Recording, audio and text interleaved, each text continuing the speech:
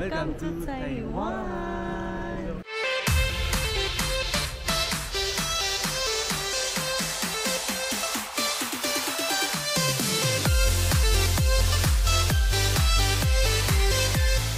Hi guys! Welcome back to another vlog. And for today's video, pupunta tayo ng Taiwan!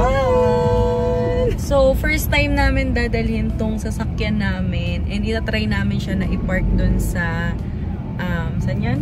Multi-level parking ng Terminal 3. Sa NAIA. So, titignan natin kung magkano yung aabutin nung parking fee namin doon for 7 days. 7 days tayo.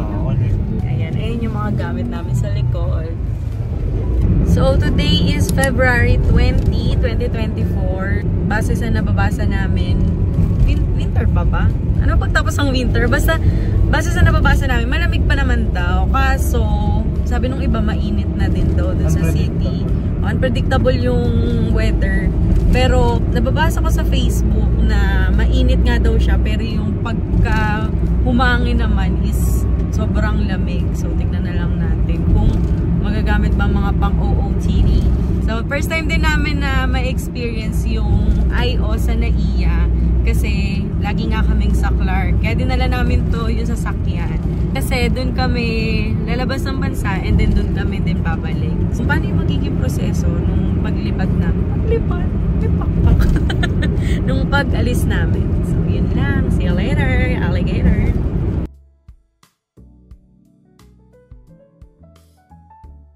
So, saan tayo dito? So, dun sa taas yung departure, no? Sa taas yung departure. So, dito kayo magpa-park. Ano ba yan? Tanong ka kaya? Tanong natin yun. Yes, sir. Yun, kinabahan siya eh. Tama pala dito, tama dito. Ayun na, traffic din sa kabila. Oh, grabe. In 300 meters, stay to the left. Ito na daw yun. Yan, dyan sa taas. Uy, ba't palabas ka? Malabas to. Ginagawa mo, malabas to. So tayo ikot. Oh my God. Okay lang, first time naman kasi. So mali pala, dito pala sa taas. Ayan. No, mayroon din daan sa baba. Mali lang tayo nung nalusutan. Pero sabi nung tinanungan namin, dito daw sa may taas, dulong-dulo, yun, may daan na daw doon. So dito na lang tayo para safe. Ayan, nandito na ulit kami. Sa baba kasi, arrivals, no? So, sa taas, departures, may daan din pala doon. Yun na-research ko kasi sa baba yung daan. Hindi ko lang namin daan sa taas. So, ayan na. Nandito na kami. Ayan na. Totoo na talaga to. Hindi na lalabas. Mas madali pa yung way dito doon. Nagkanda-traffic na tayo. Oh, ayan na. Ito na yung entrance. Destination is on your right. Good evening. Kaya nakapag-park na kami. Hanap din. Sobrang daming, ayan, daming ng sasakyan. Dami din nagpa-park dito. Grabe, ganun kadami nagta-traffic. So, ayan na. All goods. Dami namin gamit, oh. Ito, itong malaki na to. Puro, ayan yung mga pang-OOTD namin. Tapos, itong dalawang maliit. Ito, i-check-in namin yan. Itong dalawang maliit. Puro ano lang yan, pantulog, mga ibang gamit, ganun. Okay, check. Okay, pasok. 6 sa'yo.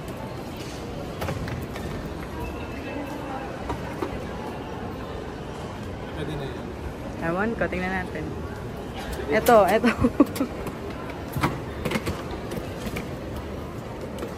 yung baggage natin dito. 21. Tingin na lang tayo. Napakadami ng tao. Dito na kami sa NAIA. Napakadami ng tao. Unlike talaga kapag sa Clark, konti lang. Dito super crowded. Talaga pinagkaiba nila. Pero tingin ko, konti pa lang yan dito sa NAIA. May mas madami pa dito. Mas madami. Madami. Kailangan talaga kapag international at least 4 hours, no? Ayan, dumating kami 7:15. So, sakto lang naman siya 4 hours before ng flight namin. Update. Pinayagan yung 21 kilo namin. Mabait si ate. Mabait ni ate. I-insure ko yun. Pinayagan siya. So, magbabayad mo na kami ng ano. Ninipian ko lang. Uy, pogi ko. Uy, asawa mo to. Kasama mo. Asawa ko ba? Babayad mo na kami ng travel tax din. Di ba kailangan tagalin mo ito sa? Hindi naman kay IO lang.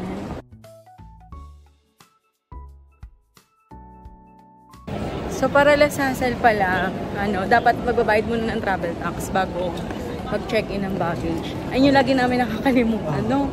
Lagi na una sa amin yung check-in, tapos bayad kami travel tax. So, travel tax muna pala. Yan, next stop, immigration na kami. Unlock, I think! Yun, nakalagpas na kami ng IO.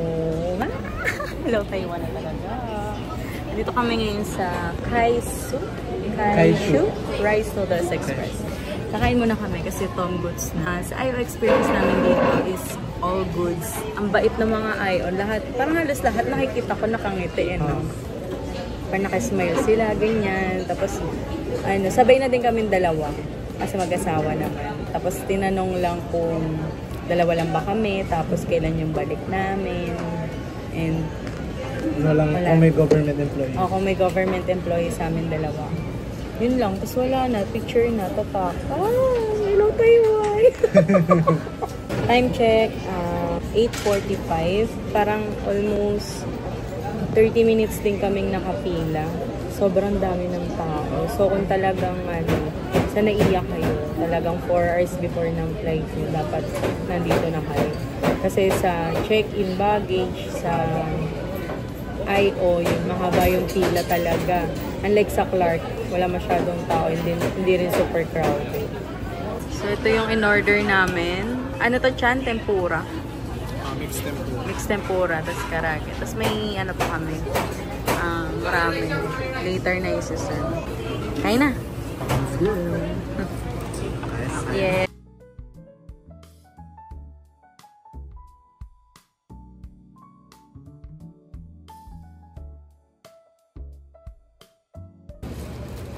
Parang dito pa lang sa Pilipinas, mamamulobin na ako eh.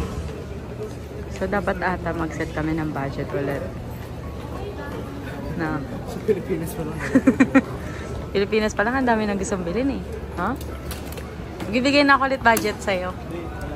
Anong wala? Sagot mo lang. Oh! Ayos ka.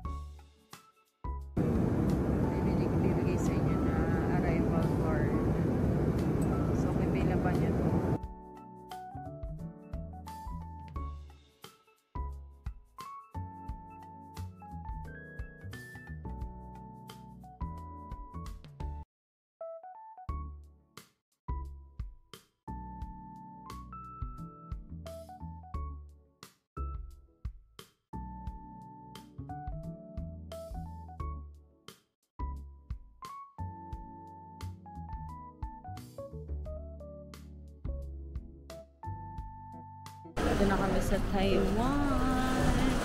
Sabi ng pilot kanina is 22 degrees daw yung weather dito. Malamig pa yun. Mainit pa yun. Mainit na yun. Malamig pa din sa bagay. Sakto-sakto lang. So let's see kung ano na bang kaya. So dadaan muna kami ng IO. So tsaka namin po na yung gamit. And then, tignan natin ang swerte natin sa lockdown.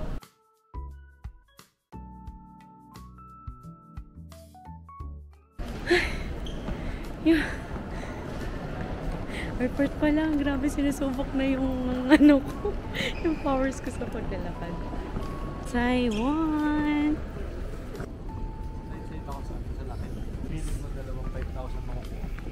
Hindi mo feeling yun, totoo yun. Ayan, 22 degrees Celsius. Saan nakalagay? So, it's currently 22 degrees Celsius dito sa Taiwan. Hindi ko alam kung ano siya pero sa aircon, malamig pa sa akin yung galamig pa ako doon. So, nandito kami, nantay mo na namin yung baggage namin. Ayan.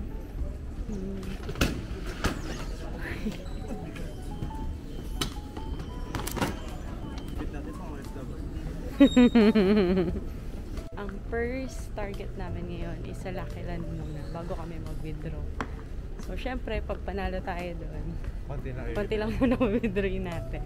So, sana sortihin tayo. Paireng! Adya. So, dito na kami. Ito na yung Lucky Land. Yan. Let's try our luck. Paano ba? Dito? Yes, dito. Oh. Open mo yung Open mo yung yung screenshot. Start.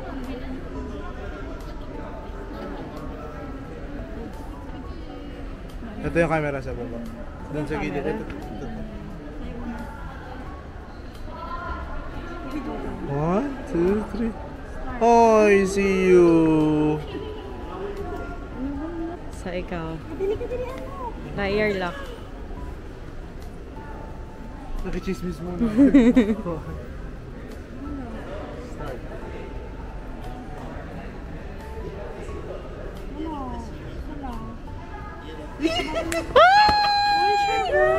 Yes! I won it!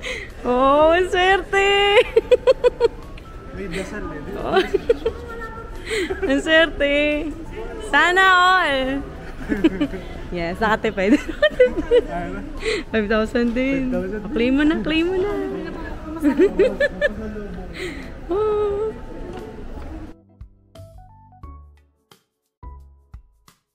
Yes! Nanalo kami. Tinry ko yung technique na napanood ko sa YouTube. Di naman totoo. So, piling ko swertihan lang talaga siya. At least, diba? Meron nanalo sa amin. Kahit isa. Magkano din yun? 5,000 times mo sa kung 1.8 ang conversion. Almost 8 or 9,000 din, di ba? Sayang din yun. Ayan, nakiniklaim na niya. Yes, happy! 5,000! Serte! So ngayon, saan tayo pupunta ngayon? Ano siya, yung pwede mo siyang gamitin sa iPass siya. iPass yung inana mo. Ito yung binigay talaga. Ayun talaga. Ay, di ba yun naman yung inano natin eh? iPass or iCash? iCash. Dito, tinan natin kung receive. Yes! Makatipid tayo. So ngayon, titingin muna kami ng bilihan ng SIM kung meron dito. Pero feeling ko close na siya eh. Ayun, hanggang 20. Ay, ito para may 24 kaso, ayun, wala. Feeling ko sarado na siya. Pero try niya din. Sarado na. Base din sa napapanood kong vlog. Kapag, anong oras na ba? 1:30 AM na. Kapag gantong oras, wala na talaga mabibili ng SIM. So, no choice kami kundi bukas na lang. So, ngayon, magwi-withdraw muna kami. Gamit ang GoTime. Diyan kami magwi-withdraw.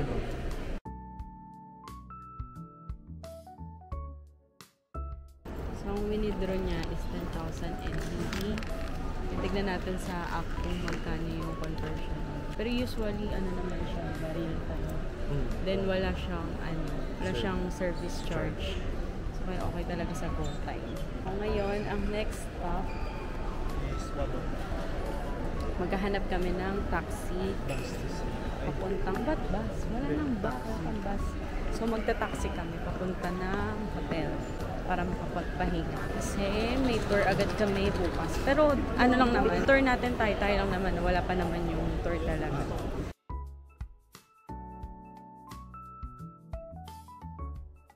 So dito may mga taxi. Ayan, gulaw.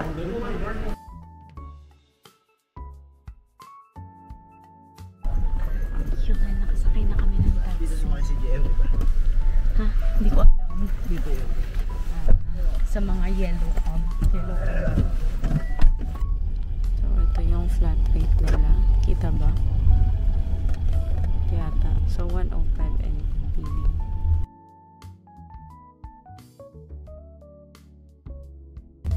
Ito na kami. Ito na.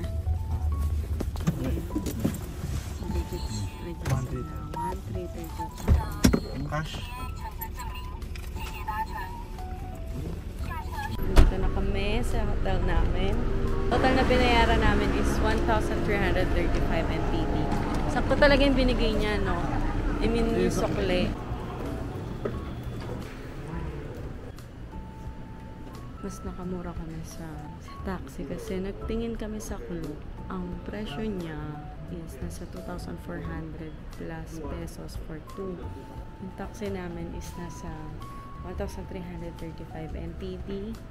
So, kung ita-times mo siya sa 1.8, nasa around 2.4. Same lang din sa Klook. So, 2.5 pala siya sa Klook.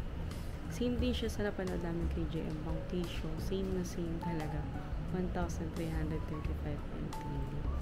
So, kung gusto nyo din mag-taxi, pwede kayo doon sa mga yellow cab. Anong tawag doon sa taxi nila? Airport taxi daw mismo. Legit naman sila. Hindi naman sila mahal maningil. Ano talaga, no? Parang yung amoy niya, may sigarilyo. Oh my God. Ayos naman. Sa ano kami, ang room namin is 1006. Yes. 10th floor. Ewan ko lang, sa taxi lang talaga din.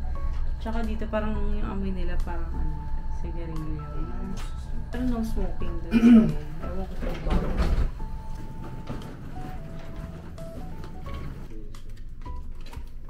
Yan. Ay, wow!